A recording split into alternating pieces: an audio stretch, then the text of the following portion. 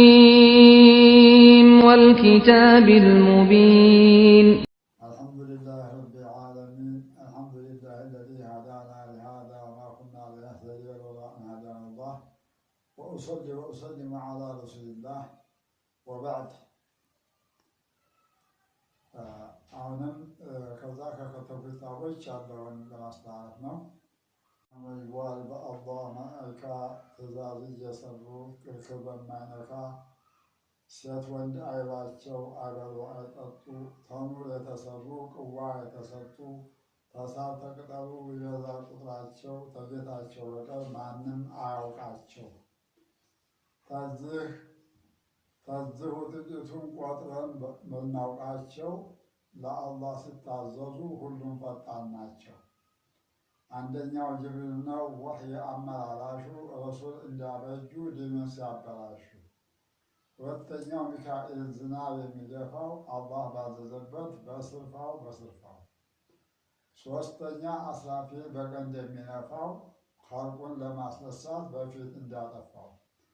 ደግሞ መለከል መውት ሩህ የሚያወጣው በትልቅ በትንሽ ተሽሞ የመጣው።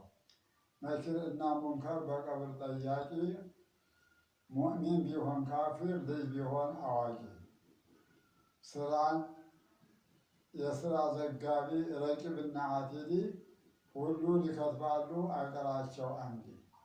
ማሊክና ሪድዋን የአላህ ዕቃ ቤት፣ ማሊክ የጀሃነም ሪድዋን የጀነት። እነዚህ አለቃ ሆነው ሲታዘዙ ተኒህም ሌላሉ አብረው የሚጓዙ። ተመላእኮቹ እኒህ ሲታወቁ በጁላ ማወቅ ነው። አትዘንጉ ንቁ።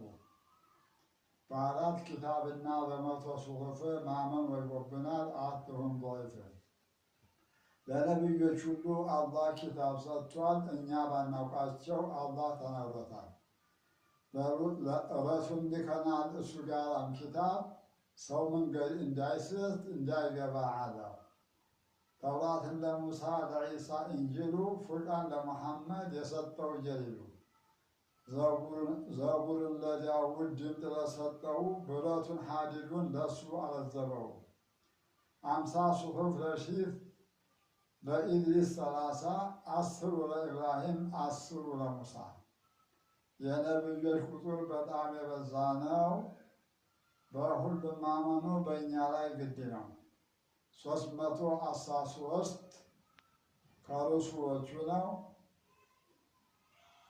ከዛም በላይ አሉ። ይህ ባጭሩ ነው። ከኒህ 25ቱን በቁርአን ሲወራ እስተ ኡሉል ዐዝሞች እነወቅ በተራ። ከሁሉም አብልጦ አላህ የላካቸው ነቢዩ መሐመድ መጨረሻ ናቸው።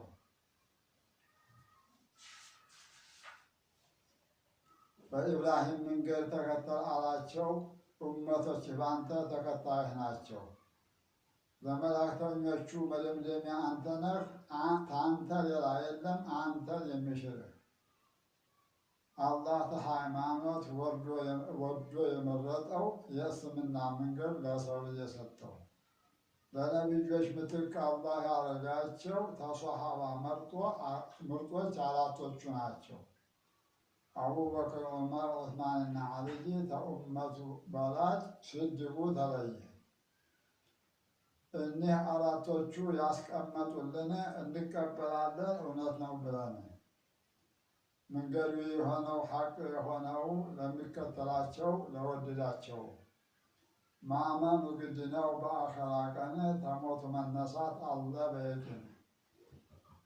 የሚጠየቃቸው በቅድሚያ ቀብር ተአላህ ተነቢዩ ከዲኑ ነገር አውቆ የመለሰ አላህ ሽቶለት ይደሰት ይጣቀም ዘላለም ጀነት።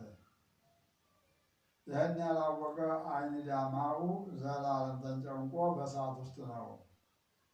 ኋላ ሲቀሰቀስ ሲነዳ የሰው ልጅ በጌታ ፊት ሲቀርብ ምንድን ነው የሚበጅ? ኸልቁን ይወስደዋል መለክ እየነዳ በአንድ ላይ ሊያቆመው በአርዱል በይዷ ሜዳ። ይመዘናል ስራ በአኸራ የጎደለበት ሰው አያገኝ ብድር።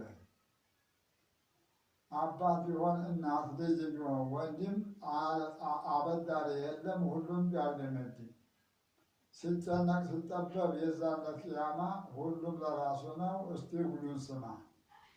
ሽማግሌ ጠርቶ ሁሉም ሲንጓለል አላህን ለምነው አላህን ለምነው ነቢ ያለሁ ይላሉ።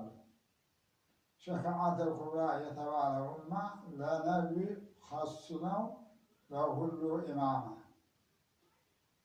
ተወንጀለኞቹ ሙእሚን ተተባሉት በነቢ ሸፋዓ ይወጣሉ ተሳት። ከዛ ይጠከራል የሲራጥ ዳገት ለሰው ልጅ ፈተና አላህ ያረጋት።